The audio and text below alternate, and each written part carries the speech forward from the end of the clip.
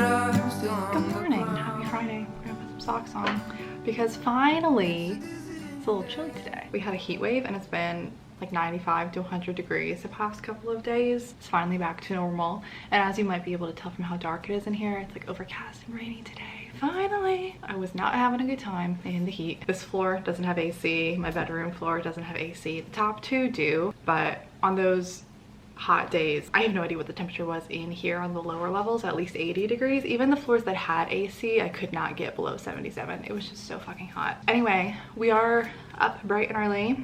It's not that early anymore, it's 8, because we are expecting a delivery today, and not just any delivery. My couch. I ordered this on 4th of July, and we have been patiently waiting for this. I have like not even used the top floor at all since moving in because there's like no furniture up there yet. So that's where it's going, obviously. So I'm very excited to like finally start using that space. So I paid extra for like in-home delivery and setup and everything because there was no way I was getting that thing up the stairs by myself. So the people are supposed to be here anywhere from 9 to 11 is the window. So that's gonna be taken up in the morning. And I think I filmed a couple of B-roll clips. As you can see, I've been dealing with the special edition stuff. I spent 5 hours on this yesterday and we're not done, so let me show you around. So I started out by trying to pack the pre-orders. I only got through 10 of them. It was taking me so long that I just stopped because I had to unpack everything and they were all individually wrapped in plastic, so I had to undo those. And then I had to inspect to make sure everything wasn't damaged or misprinted or anything.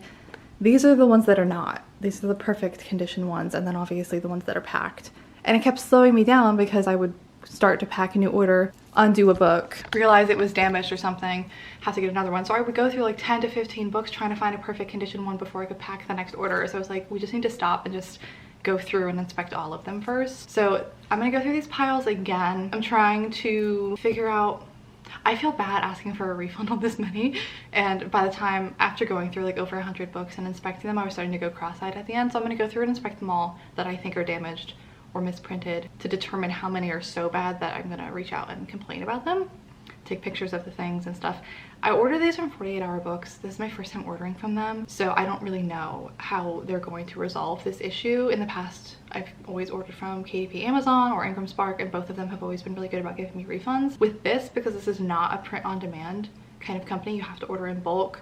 I don't know. Their customer service up until now has been really, really great. Working with them has been really great so far, but we'll see how they handle me complaining about, there's at least 50 books back here. So I'm gonna go through them all one more time and make sure I feel like justified in complaining about it, like it's that bad, and then we'll reach out to them and see how it goes. The good news is, for any of you watching, if you like discounted books, that means we're gonna have the damage discounts again. Let me show you. Some of them aren't that bad. That's why I have a system. Maybe I should turn on some lights in here. I hate these light fixtures though, so I like never use them. So I have different piles for different things. So this pile, physical damages, like things caused during shipping, major problems. Physical damages, minor problems. Manufacturing issues, major. Manufacturing issues, minor. Some of these are real unfortunate, like this guy, you can see he's like got a really bad scratch on the back. And then the manufacturing ones, pretty much all of them are the same issue. It's really not something I was expecting, considering these are printed edges, not sprayed edges. But look at the, I don't know if you'll be able to see it with this lighting. Look at the ink like all over the pages, and it's on like the top and the bottom of several pages. It's on the back. It just looks messy. I don't know if they will deem that a legitimate complaint. I know I'm a perfectionist. Half the time when people order scratch and dent books from me, they get it and they'll review it being like, I don't know why this was a scratch and dent. I know I'm a perfectionist, but I also feel like if you're ordering something from me specifically, instead of just Amazon or something, it is a reflection of me. And if you're paying full price, I want you to get perfect condition. And if I paid full price to have these printed, I want perfect condition, especially if it's made in a machine.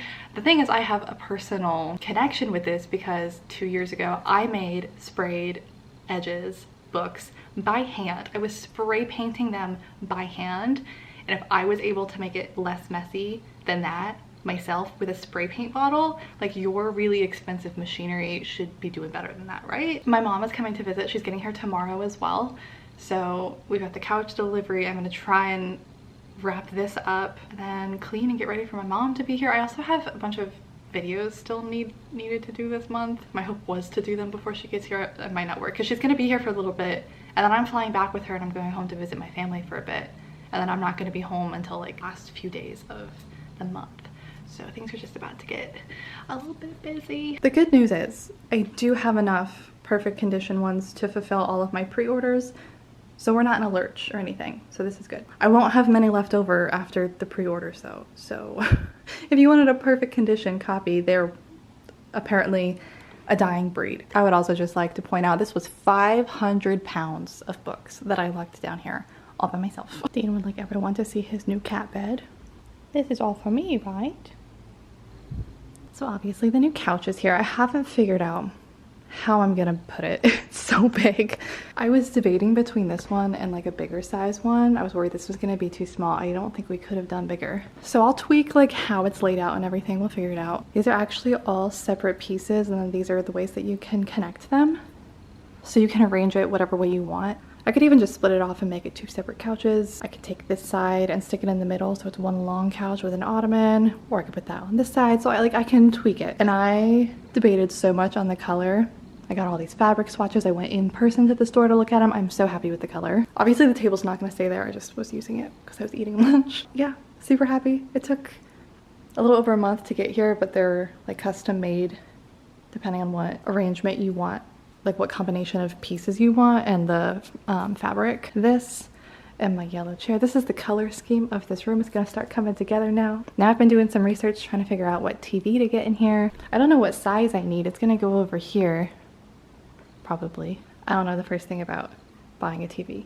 Apparently there's a lot more to it than just what size you want, and I don't even know what size I want, so I've been doing some research. I also ended up emailing 48 Hour Books, and they got back to me, so they got back to me very quickly. This is really, I don't know how to get a good level to you. So here's the thing about their response. I'm happy with it. I don't have a problem with the way that they responded, but I probably won't use them again because of the way that they responded.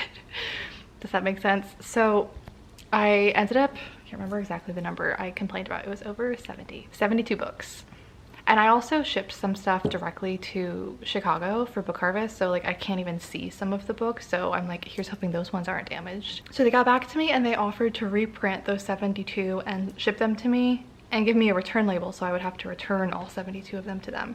So just like the thought of having to pack all of those up and the logistics of that, like I don't want to spend my time doing that. Or they offered to let me keep the books and give me a 15% discount on them. So I took the discount just for the sake of like I don't want to have to deal with the logistics of returning these books. Like they're heavy. I don't have the time either. So I was happy that they offered me options and that they, you know, tried to make it right. But what they said alongside that was basically like, all of these issues that you have with the books are to be expected. Like this is the quality that we expect. These are things we're unable to prevent. Like basically like this is the quality that we promise with our books, which I understand from their side, absolutely. I understand that I have very high expectations, but if their quality standard and my quality standards don't align, like why would I order from them again knowing I'm not gonna be happy with the quality, especially with how expensive they are. So these books, once they sell out, I'm not gonna be reprinting them from them at least. I might try to find a different printer to see if I can find one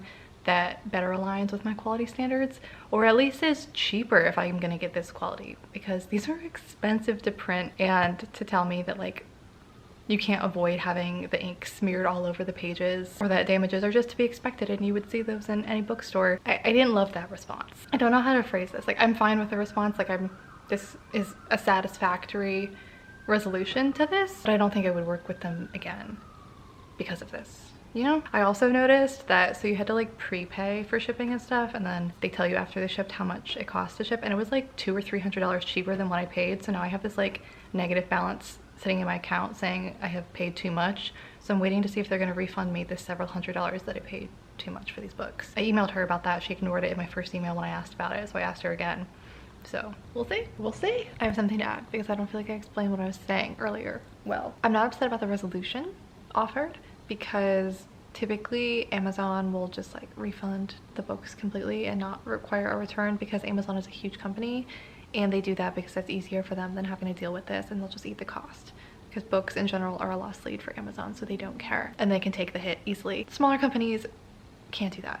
completely understand that. Wouldn't want to do that to a smaller company. I understand them not being able to do the same thing as Amazon. I think what bothered me was, instead of saying, we're sorry, this does not meet our quality standards, can we give you a discount to like make this right?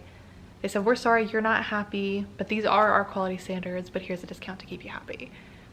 Does that make sense? Does the difference make sense to everybody else? Anyway, I was gonna go down to my office because I need to film before the readers video for Patreon, but maybe I'll do it up here with my new couch as the background.